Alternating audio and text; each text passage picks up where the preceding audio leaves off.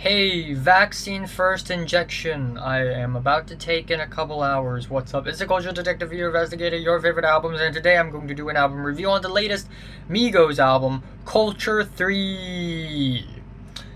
This is the second review of the day. So, Migos, pop, trap, rap, trio. They're back with Culture 3, and I didn't even know that this album was released until a few weeks ago. So, the leading up to this album has been very, very quaint. But anyways, Migos, never been a huge fan of them, and still not a huge fan of them. They released Culture a while ago, which is a pretty impressive trap rap album. Even though there are annoying moments, it's still relatively well written and impressive as far as their music goes. And then in 2018 they have Culture 2, which I reviewed very briefly, but essentially to sum it up in one sentence, it's incredibly boring. And yeah, the album has like 24 tracks on it. It's bloated. It has one verse after another verse after another verse, a beat after another beat after another beat, and they all sound the frickin' same, and it's so frickin' boring. It's honestly the most insipid and uninspired thing that Migos have ever put out. Not only that, but also Culture 2 is simply one of the most uninspired albums to be put out in the last few years, alongside with the Nav albums. But yeah, anyways, now we have Culture 3, and it's still really boring. I have to admit, it's still really boring. However, I guess one thing I can say about this album is that it has fewer tracks, so that means the album is slightly shorter, which means that it is slightly more enjoyable than Culture 2. But that still does not subtract the fact that a lot of the beats, a lot of the rap verses and flows on this album are still very uninspired, very uncreative, and they feel like they're left behind from 2017 or something, because it's just so dull and bland at this point. It's the year 2021, and a lot of people who used to dabble into trap rap has already moved on to a different genre, because they all know that trap rap has already reached its peak and it's losing popularity now. I forgot to mention how freaking ugly this album cover is. It tries to imitate the one of the Queen album covers. of all Queen album covers you would want to imitate, you chose the worst one. Congratulations. But anyways, the album has Avalanche as the album opener, which is an easygoing trap song. The production is fine. I think the guitars are really nice, even though the performances are mediocre and lackluster, which pretty much applies for the rest of the album. Having Our Way has a spacey instrumental, a simple trap beat, and we have Drake basically ruining the first half of the song, making it even more boring than it already is. And then we have the track Straightenin, which is really generic, really predictable, nothing special. Type Shit features Cardi B, and her feature is just mediocre. It's not the worst on the album, but definitely mediocre. And Type Shit literally sounds similar, if not the exact same, with the previous track.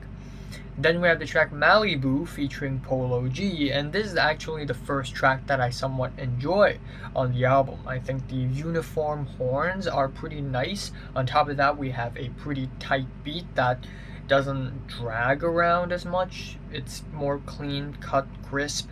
Polo G is featured on this track, which gives more texture and flavor to the track, I guess. Then we have the track Birthday, which literally sounds like the most generic thing to have come out this year. It's so washed out, and it sounds like it belongs to 2019 and shouldn't have revived in 2021. Modern Day is another really mediocre song that literally sounds like the previous song, except in the middle of the song we have this very deadpan rap verse which really brings down the energy instead of adding something interesting to the track. Then we have the track Vaccine, which has a moodier instrumental, but that is pretty much the only thing going on for the track. Everything else is just average. Then we have Picasso, and it's another really generic sing-songy trap rap song. It features Future. It has a Future feature, features Future, and Future is just being Future. Nothing special. It's just fine, whatever. And then we have Roadrunner, which is another really generic song. What do you know? What do you know? Then we have What You See, featuring Justin Bieber, and it is essentially a love song. Really? A love song?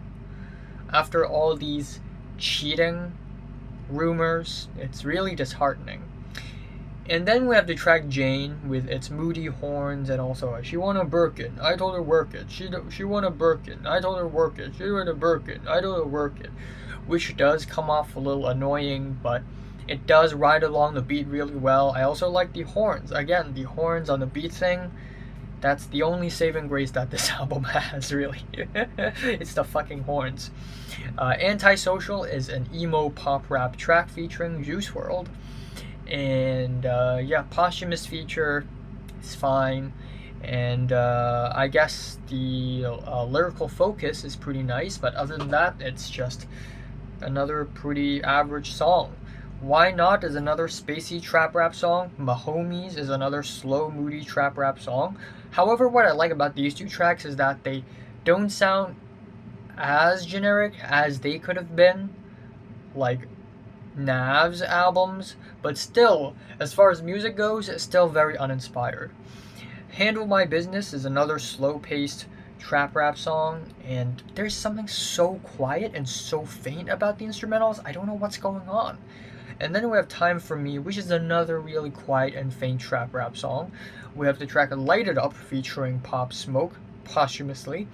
And Pop Smoke does add a really nice, grimy, smoky texture to the verse, which is really nice. And I also really like the drill beat and the fact that Migos hop onto the drill beat really smoothly and naturally.